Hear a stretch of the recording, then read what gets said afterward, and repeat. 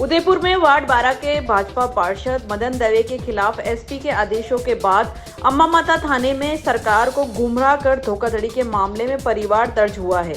ऐसे में सरकारी गेहूं पर डाका डालकर उसे डकार जाने वाले भाजपा पार्षद मदन दवे की मुश्किलें बढ़ सकती हैं।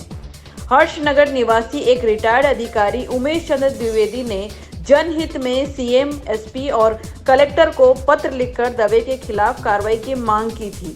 द्विवेदी ने एसपी के समक्ष पेश होते हुए मदन दवे के खिलाफ आईपीसी की धारा 420 में मुकदमा दर्ज करने की अपील की थी।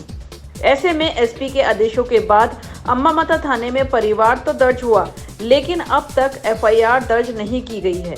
द्विवेदी का कहना है कि एक पार्षद द्वारा गरीबों के हक का गेहूं खाने के बाद तत्कालीन एसडीएम सलोनी खेमका ने वसूली नोटिस जारी करते हुए दवे द्वारा किए गए कृत्य को आईपीसी की धारा 420 के अंतर्गत माना है। वहीं मदन दवे ने भी संपूर्ण राशि में से कुछ राशि जमा कराकर चोरी करना स्वीकार किया है। द्विवेदी का कहना है कि विभाग तो कार्रवाई करेगा ही, लेकिन जनहित को ध्यान में रखते हुए मदन दवे पर 420 का मुकदमा भी दर्ज होना चाहिए। अगर ऐसा नहीं हुआ तो भविष्य में चोरी करने वाले लोग पकड़ में आने पर सिर्फ वसूली के बाद छूट जाएंगे। नमस्कार, मैं उमेश चंद्र द्विवेदी, सेवानिवृत्त अधिकारी, कॉरपोरेट सेक्टर, उम्र 71 वर्ष, विकलांग परंतु मस्तिष्क के स्वस्थ।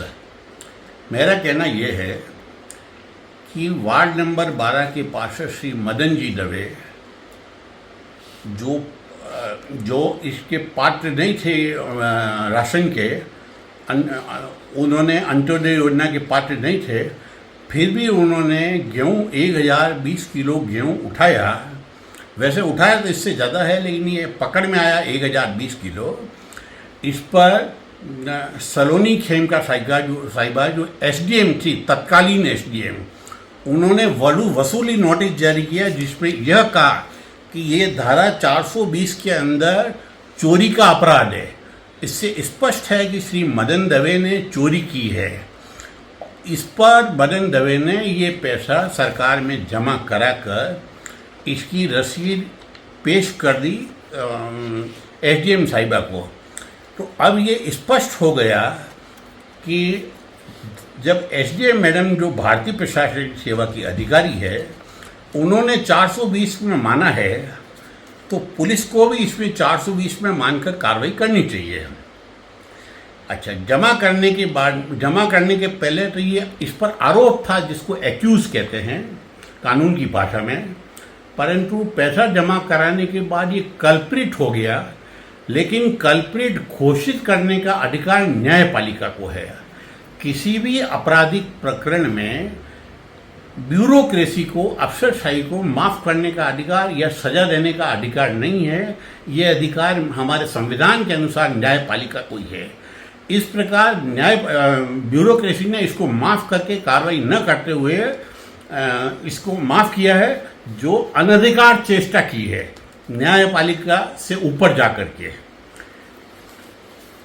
इस पर मैंने माननीय एसपी साहब, पुलिस अधीक्षक महोदय को एक पत्र लिखा, उनसे वार्ता हुई और उन्होंने मुझे पूछा, उसका मैंने टू द पॉइंट जवाब दिया। उसके बाद उन्होंने अम्मा माता थाने को भेजने के आदेश दिए। अम्मा माता थाने से एक अधिकारी और एक कर्मचारी आए और उन्होंने परिवाद दायर किया। उस परिवाद पे मेरे और उनके भी दस्तखत हैं। मीनवाइल इसके मध्य में मुकेश जी, नरेश जी नाम के कांस्टेबल जो हैं, नरेश जी शर्मा, उनका फ़ोन आया था कि आपकी कलेक्टर साहब के यहाँ से एक चिट्ठी आई है जो हमने थाने में आई है, उस पर आपका बयान लेना है। तो मैंने कहा आप आ जाइए। तो उन्होंने कहा कि उन्होंने टाल दी बात को। इसके बाद में ये जो भी एक अधिकारी और एक कर्मचारी आए, इन्होंने बयान लिए। उस पर मैंने कहा कि भाई इसको तो मेरा तो कहना साहब यही है कि जब सलोनी खेमका साहिबा आईएएस है, उन्होंने धारा 420 में अपराध मान लिया है, जो नाकाबिले जमानत जुर्म है, तो इसमें कोई सोचने वाली बात ही नहीं है। अब मुकदमा दर्ज नहीं कर रहा है पुलिस डिपार्टमेंट, मेरा इसमें कोई व्यक्तिगत रुचि नहीं है, व्यक्तिगत द्वेष नहीं है किसी से, लेकिन जनता में ऐसे लोगों के लिए नाम उठाना मेरा कर्तव्य है भारतीय नागरिक के हिसाब से। तो मेरा यही निवेदन है कि इसकी एफआईआर दर्ज कर मुझे निःशुल्क कॉपी प्राप्त की जाए, क्योंकि पुलिस में निःशुल्क कॉपी देने का अधिकार है।